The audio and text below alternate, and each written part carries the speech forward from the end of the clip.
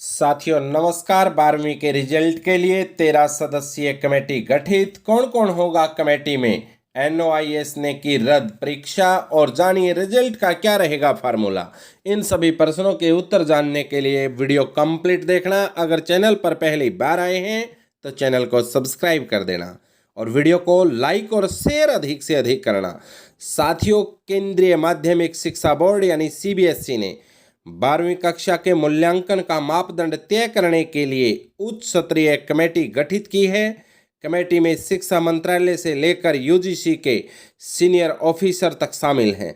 CBSE के परीक्षा नियंत्रक यानी एग्जाम कंट्रोलर को भी संयम भारद्वाज के मुताबिक कमेटी 10 दिनों के भीतर मूल्यांकन मापदंड पर रिपोर्ट सौंपेगी। उसके बाद रिपोर्ट की सार्वजनिक कर दिया जाएगा।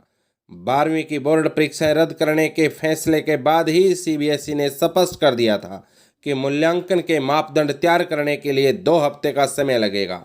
साथियों, कमेटी में कौन कौन होगा शामिल? कमेटी में विपिन कुमार, संयुक्त सचिव स्कूली शिक्षा मंत्रालय; उदित प्रकाश, निदेशक शिक्षा निदेशालय दिल्ली; निधि पांडे, कमिश्नर केंद्रीय विद्यालय संगठन यानी केविज; तो विनायक गर्ग, कमिश्नर नवोदय विद्यालय समिति; रविंदरजीत सिंह बराड़, निदेशक चंडीगढ़ शिक्षा विभाग; पीके बनर्जी, डीडीजी स्टैटिक्स शिक्षा मंत्रालय; अध्यक्ष प्रतिनिधि विश्वविद्यालय अनुदान आयोग यानी यूजीसी; निदेशक प्रतिनिधि राष्ट्रीय शैक्षिक अनुसंधान और प्रशिक्षण परिषद यानी एनसीईआरटी; स्कूलों के 2 प्रतिनिधि डॉक्टर अंतरिक्ष जौहरी, निदेशक IT CBSE; doctor Joseph Emmanuel, निदेशक educational CBSE; doctor Sanyam Bhardwaj,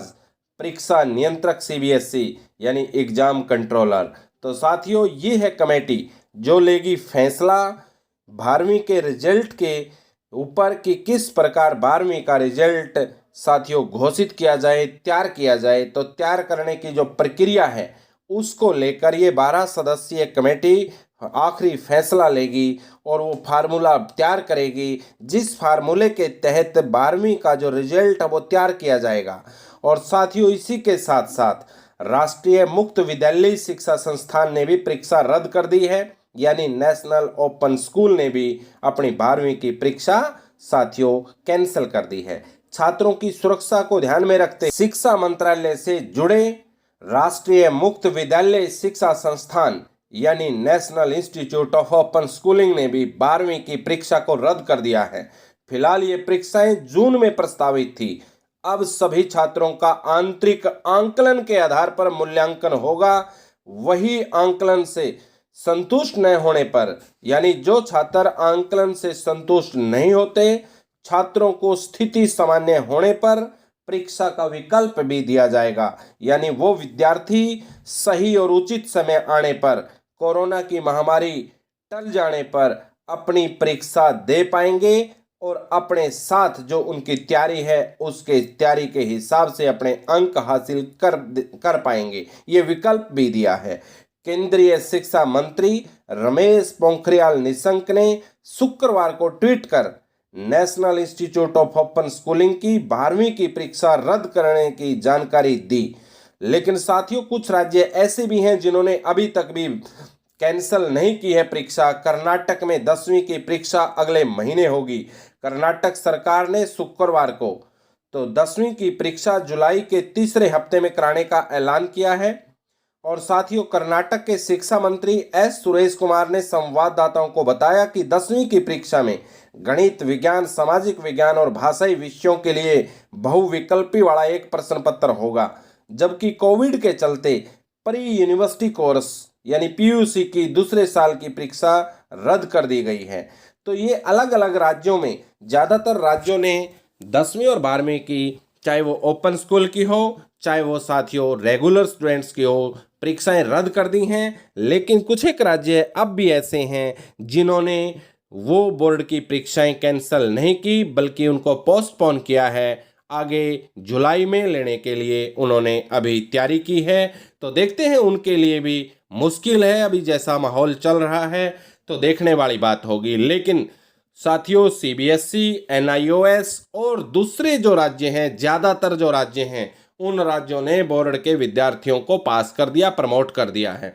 लेकिन उनकी मार्किंग स्कीम पर जो 12 सदस्यीय कमेटी है उसको फैसला लेना है।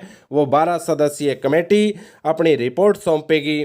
जो जो ये लोग इसमें शामिल हैं कमेटी के अंदर, वो एक शिक्षाविद हैं सभी, और वो शिक्षाविद अपने तरीके से अपने अपने तर्क दे करके एक फार्मूला निकालेंगे जिसके तहत साथियों इन बच्चों को प्रमोट किया जाएगा, और प्रमोट के बाद इन बच्चों को अगली कक्षा में भेज दिया जाएगा। तो रिजल्ट जल्द आने की उम्मीद है 12 सदस्यीय कमेटी के द्वारा। लेकिन साथियों, ये इंतजार करने और देखने की बात है कि ये 12 सदस्यीय कमेटी कैसा फैसला लेती है, रिजल्ट तैयार करने को लेकर क्या फार्मूला लेकर आती है, ये अभी भविष्य की गर्भ में है।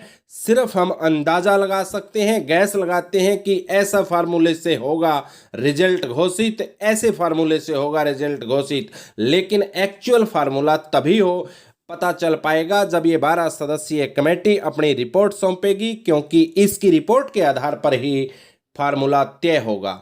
लेकिन साथियों, जैसे ही ये कमेटी अपनी रिपोर्ट सौंपेगी, जो भी विचार इस कमेटी की तरफ से आएंगे, जो आदेश इस कमेटी की तरफ से दिए जाएंगे, जो दिशा निर्देश इस कमेटी की तरफ से दिए जाएंगे, जैसे ही दिए जाएंगे कमेटी की तरफ से, तुरंत आपको आपके चैनल पर वो जानकारी दे दी जाएगी। इसलिए चैनल के साथ संपर्क में रहें। अगर अभी तक भी चैनल सब्सक्राइब नहीं किया है, चैनल को सब्सक्राइब जरूर कर लेना, क्योंकि हर शिक्षा जगत से जुड़ी हुई, चाहे वो बोर्ड क्लासेज की हो या किसी अन्य काम के लिए हो, हर अपडेट आपको इस चैनल पर मिलती रहेगी। और साथियों, ये 12 सदस्यीय कमेटी जो सीबीएसई का जो मूल्यांकन के मापदंड है, जैसे ही इस कमेटी द्वारा तय कर दिए जाएंगे, जो भी फार्मूला निकल कर आएगा, वो फार्मूला आपको सबसे पहले अच्छे विश्लेषण के साथ, सटीक विश्लेषण के साथ इसी चैनल पर आपको प्रोवाइड करवा दिया जाएगा।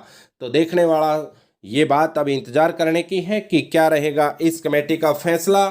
लेकिन ऐसा लगता है सूत्रों के हवाले से कि जो इंटरनल असेसमेंट है, प्रैक्टिकल है, उसी को ध्यान में रखते हुए कोई फार्मूला तय किया जाएगा, या जो 11वीं क्लास के आधार पर भी फार्मूला तैयार किया जा सकता है। 11वीं के जो नंबर थे उनके आधार पर भी अगली कक्षा के अंक दिए जा सकते हैं। इंटरनल असेसमेंट और प्रैक्टिकल के आधार पर भी ये नंबर दिए जा सकते हैं। ऐसा अभी सूत्रों के हवाले से जानकारी मिल रही है, या इसको हम कह सकते हैं कि गैस लगाई जा रही है।